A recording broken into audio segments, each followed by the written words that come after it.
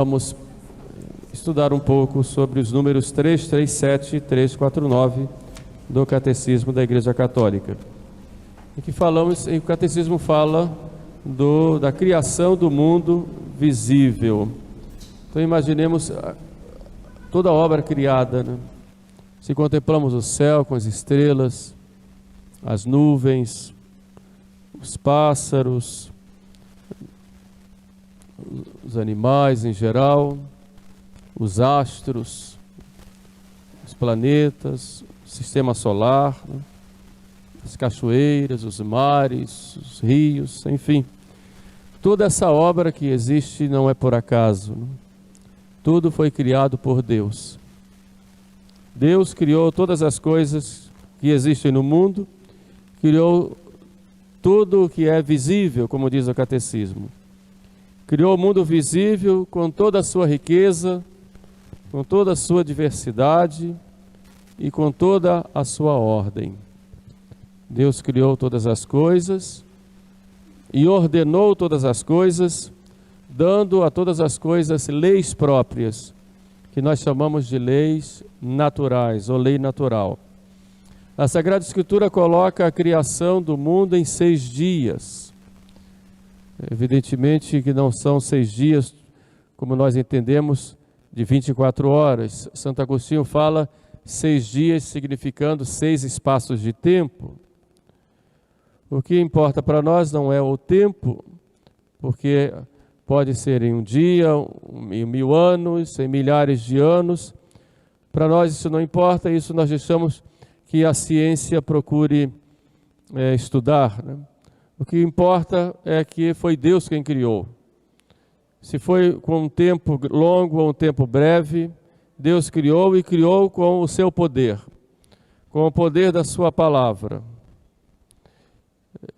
Faça-se e foi feito. Faça-se a luz e a luz foi feita.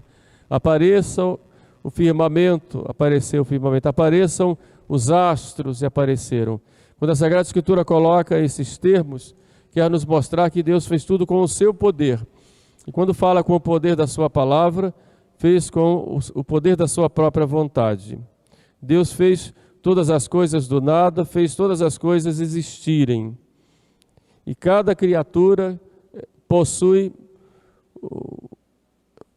um raio, podemos dizer assim, da bondade e da perfeição de Deus, e da beleza de Deus. E Deus, quando fez as criaturas, deu às criaturas uma bondade própria e uma perfeição própria, que expressa essa bondade, essa perfeição de Deus. Cada criatura reflete o próprio Deus. Os santos padres usavam o termo, usavam a palavra vestígio, né? Ou pegada, né? E usavam a comparação, um animal, por exemplo, quando passa na areia da praia, deixa lá as suas pegadas, deixa os seus vestígios. Essa comparação era usada. Quer dizer, na realidade, nós não vimos os animais, não vimos os vestígios. Então Deus deixa os seus vestígios. Essa obra criada são vestígios de Deus. São as pegadas de Deus. São reflexos do poder, do amor e da bondade de Deus. Reflete a sua sabedoria e a sua beleza. E Deus colocou em cada obra criada leis e ordens próprias, que devem ser seguidas ou que devem ser respeitadas. E quando o homem desrespeita essas leis naturais, o homem então faz uma verdadeira violência à obra criada e a si próprio, destoando daquele objetivo que Deus colocou em cada obra criada. Nós vemos as leis que há, por exemplo, no sistema solar, que há nos astros, que há numa célula, que há num átomo, enfim, né, num DNA, num genoma. Tudo expressa essa sabedoria de Deus que colocou todas as coisas e ordenou com leis próprias. E volto mais a essa tecla da importância de conhecer a lei natural, de obedecer a lei natural, porque a lei natural é a lei de Deus, que está expressa primeiro dentro do coração de cada homem. Deus coloca leis próprias lá, de evitar o mal e fazer o bem.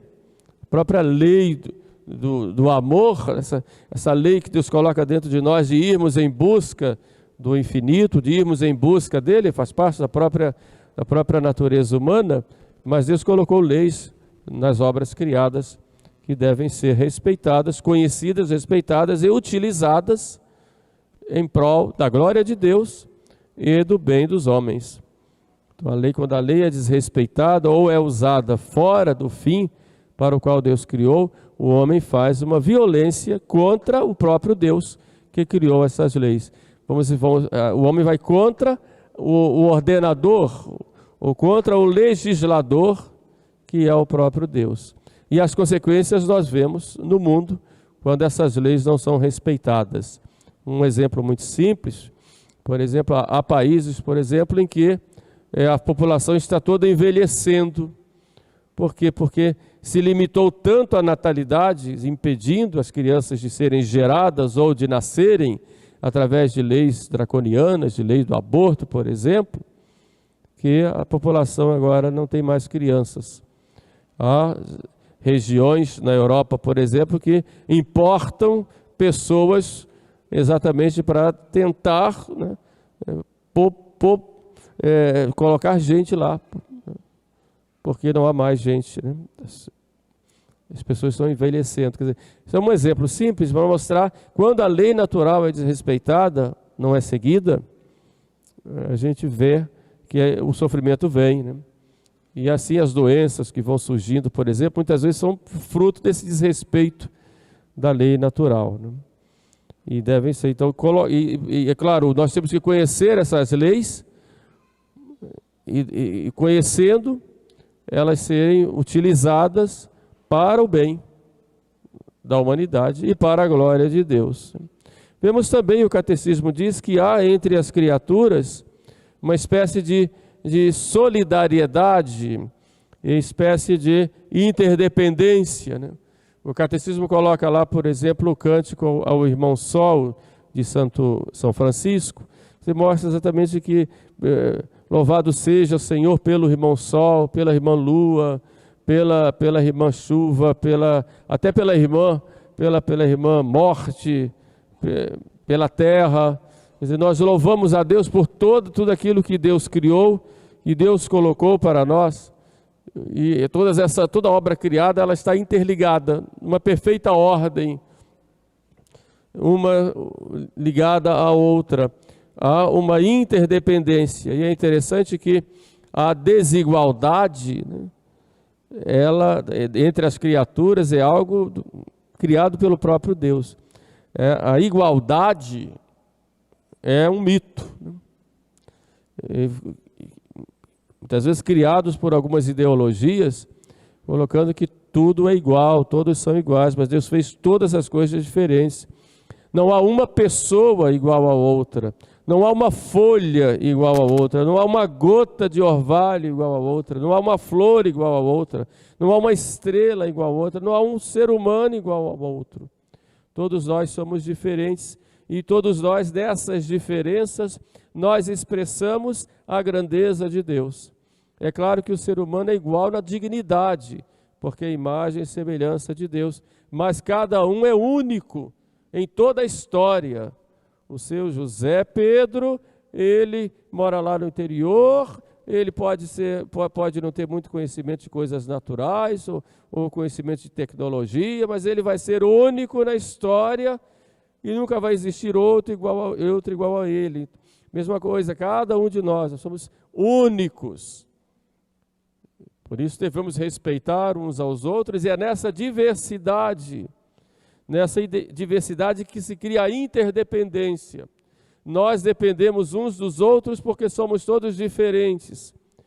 E estamos todos aqui juntos no mundo para ajudarmos uns aos outros nessas diferenças, respeitando-nos uns aos outros nas nossas diferenças. Assim, as obras criadas são todas diferentes e fazem como que uma grande sinfonia de louvor ao Criador, de louvor a Deus.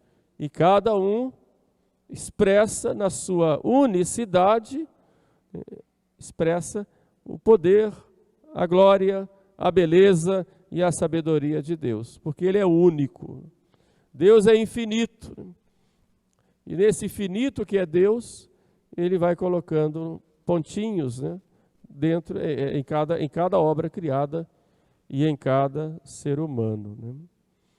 Por isso nós não nos bastamos a nós mesmos. Nós precisamos de algo mais. E é claro, precisamos uns dos outros, e precisando uns dos outros, todos nós precisamos de Deus. E qual é o papel da ciência? Muitos poderiam dizer que a ciência, ela, quando começa a se desenvolver, ela vai deixando de acreditar em Deus. Na verdade, é exatamente o contrário, né? Porque o que a ciência faz é descobrir na obra criada a grandeza do próprio Deus. E quanto mais a ciência se desenvolve, mais a ciência se prostra diante daquele que é o Criador. Imagine um homem que com a sua ciência faz um foguete que vai à Lua, por exemplo, né? E para ele fazer esse foguete, para chegar lá, quantas leis naturais ele teve que estudar. E quantas experiências ele fez e deram erradas exatamente para tentar descobrir essas leis. E quando conseguem descobrir as leis, e são leis, e se há leis, há um legislador, então há um ser superior, que é maior, que legislou e coloca tudo numa ordem, para que o homem, conhecendo essas leis, possa utilizá-las para o seu bem, para o bem da humanidade e para a glória do Criador, de modo que a ciência, ela, quanto mais ela se desenvolve, mais ela descobre que há um ser que cuidou e que criou todas as coisas. E é claro que a ciência deve inspirar em nós uma submissão maior ao Criador. A gente vai vendo agora, por exemplo, com esse vírus, né, que os cientistas, na maioria, estão perdidos, porque há tantos mistérios aí, tantos mistérios, né? E cada vez se descobrem mais coisas, e fala-se uma coisa hoje, fala-se outra amanhã. E o papel da ciência, por isso não deve ser dogmatizar, né? Porque a ciência diz uma coisa ontem, diz outra coisa hoje, e muitas vezes obriga todo mundo a seguir a ciência como se fosse um dogma e não volta atrás quando está errado, porque na verdade, né, o perfeito é Deus, e a ciência deve se submeter, né, com humildade à obra criada, porque está aí, com todas as suas leis de mutações e tudo mais. Então a ciência, ela vai descobrindo a grandeza que tem o Criador, que colocou leis em todas as coisas, né? E nós, homens, né? O que nós somos? Nós somos a obra-prima da criação. Quando Deus criou o homem à sua imagem e semelhança, diz: dominai a terra. E esse dominar a terra significa ser o rei da criação. Rei da criação não significa poder usar ao seu bel prazer, mas usar da criação dentro do plano de Deus. Ser o Senhor da criação é para transformar a obra criada para a glória de Deus, para o bem do próximo e o bem da própria humanidade, não só do ponto de vista temporal, no sentido atual da coisa, mas também pensando no futuro. Esse é o verdadeiro sentido da ecologia. Na verdade, a ecologia é o estudo do relacionamento do homem com o meio ambiente em que está inserido, né? A ecologia não é uma religião na qual o homem se submete à natureza como se fosse uma deusa, porque o homem está acima da natureza criada, né? E esse é Cristo quem diz: vós valeis mais do que muitos pássaros. Ele mostra exatamente que a obra criada está submissa ao homem, e que o homem deve dominar, cuidar, transformar, mas não vilipendiar, destruir, né? E sim cuidar para o seu próprio bem, para o bem da humanidade e para a glória de Deus. e deve submeter tudo à glória de Deus. Não é aquele que vai destruir, acabar com tudo, mas vai cuidar, porque Deus fez tudo isso para nós e para o nosso bem. Então, por isso nós temos uma responsabilidade para nós e responsabilidade pelos outros. Não vou, por exemplo, sujar um rio, por exemplo, porque aquela água é necessária para mim e para os outros. Vou ter um respeito. Então esse é o verdadeiro sentido da ecologia. Não colocar a água como se fosse uma mãe, uma grande princesa que me dá ordens a quem eu devo me submeter a uma árvore, como se ali tivesse um espírito, uma energia, e eu vou me prostrar diante dela, não. Mas eu vou cuidar como uma obra de Deus que expressa essa beleza de Deus, esse amor de Deus para comigo, vou utilizar dentro desse plano, com o cuidado para não destruir, pensando não só na glória de Deus, mas pensando também na humanidade, que precisa usufruir dos mesmos bens que a natureza criada está dando para mim agora. Então esse é o verdadeiro sentido da ecologia. Então nós vimos que Deus então criou o mundo, né? Tudo que Deus fez é bom, tudo que Deus fez é bom. Esse princípio de dizer que a matéria é má não é um princípio cristão, tudo que Deus fez é bom. Né? E no último dia, diz a Sagrada Escritura, Deus descansou. Não quer dizer que Deus tenha se cansado, mas colocar o sábado no Antigo Testamento como o dia do descanso de Deus, era para mostrar que a semana de trabalho, depois do descanso, a semana aí representa a vida humana, a nossa vida.